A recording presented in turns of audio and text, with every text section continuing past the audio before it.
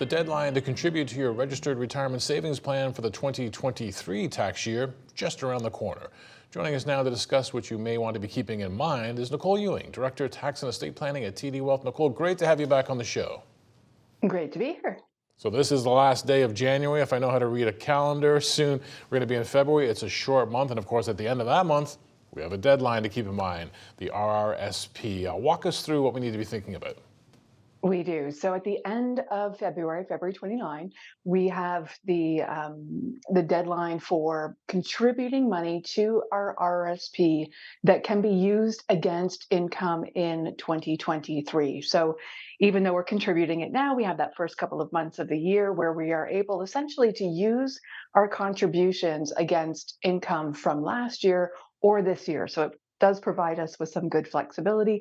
Of course, we have to be within our contribution limit, making sure that we are not over contributing, but making sure that we also have looked at what the opportunities are more broadly for contributing to RRSPs versus other registered plans, and really making sure that we are really optimizing the opportunity, because contributions to an RRSP, of course, can be claimed as a deduction against your income for the year and reduce tax significantly. It can grow in this tax deferred environment, allowing you to have the growth over a number of years. You will be taxed on this, though, when the funds come out. So this is where the math comes in, looking at your own personal circumstances.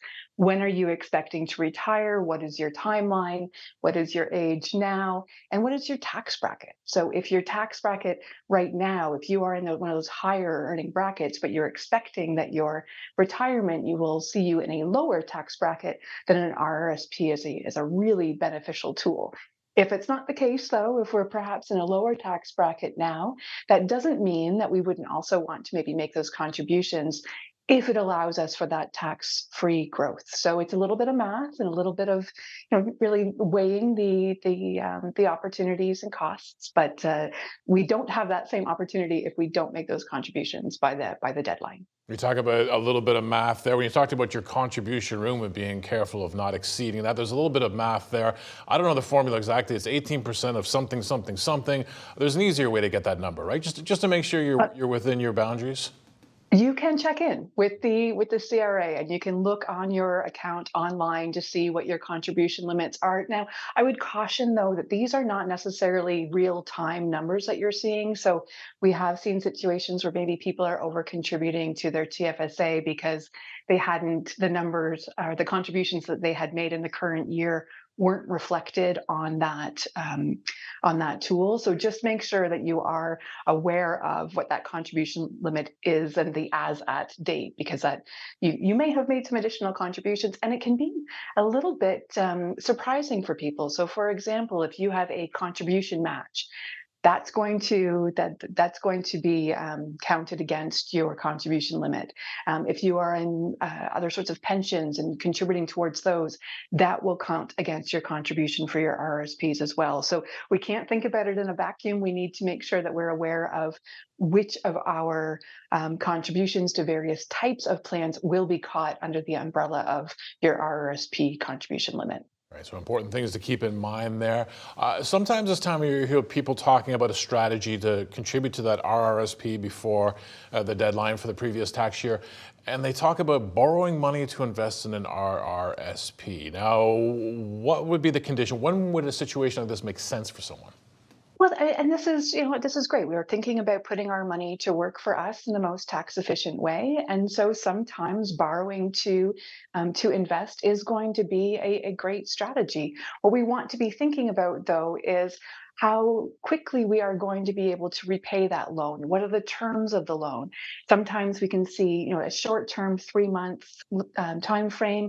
Maybe we have a line of credit that we can borrow against, but we have to ensure that we have a plan to pay those funds back, so that we are not paying more in interest on a loan than we are earning in the account that's allowing us to grow tax-free. So again, this comes down to the math. Will you have the opportunity to be able to repay that? Is your interest rate going to be one that is digestible and allow you to invest the money within your RRSP and sort of outperform what the interest that you need to pay against that loan would be, and your age as well. So the compounding growth and the opportunity that the RRSP provides is really quite significant the longer those funds are in. So being able to maximize your contributions and have that tax deferred growth over a prolonged period of time can really be a significant benefit that does outweigh perhaps a short term loan in order to allow you to put those funds in. Generally speaking, a lot of people think about this when they are intending to be repaying that loan with the refund that they will be receiving as a result of using the contribution towards the deduction to reduce their income. So they're going to get the refund and immediately pay back that loan. That's a great strategy, but we do have to keep in mind whether or not we can hold ourselves to that, because ultimately we could end up spending a little bit more on interest than we might realize if we just treat that loan as a longer term strategy. Need a little fiscal discipline to consider on that strategy. So once we get to the end of February, the deadline for contributing for the 2023 tax year is over. It'd probably be a mistake to sit back and say, well, I'm done now. I don't have to worry about anything else, because then we enter tax season, don't we? What should we be thinking about this year? And well, that's it. And it comes before we know it. And so, there might be the temptation to file really early because we want to get that refund. Be aware, though, that if you file and do not report some of the income that you may have earned, maybe there's a slip that came out a little bit later, there are penalties. Ask me how I know.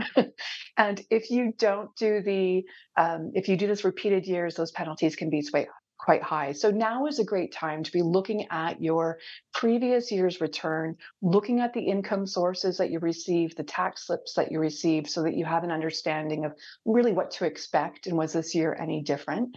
We would also use this time to be gathering receipts. So, for example, if you're able to use medical expenses, employment expenses, maybe you've made some donations to charity, this is the time to be gathering all of that information so that you're in a position to know what your obligations are going to be. Now, there has been some things that are different this year than last year, and so having these on the radar nice and early would be important.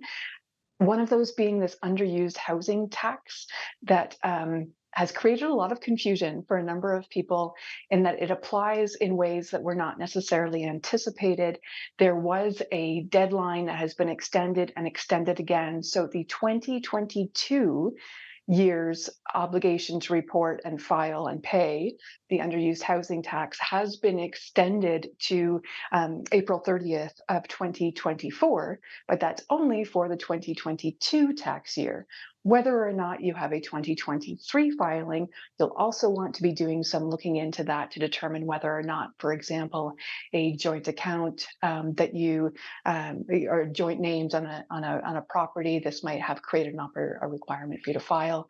We also have new T3 requirements for many trusts that previously didn't need to file. So if you have a trust that the year end is on or after December 31st, 2023, you will then also have a trust filing obligation. So now is really the time to be thinking about what new circumstances might I have found myself in this year? What research do I need to know about these new rules to know whether they apply to me, and to get your frankly, to get your tax advisors working with you now, because come tax filing time, they are not going to have the bandwidth to be able to help you work through these more complex issues.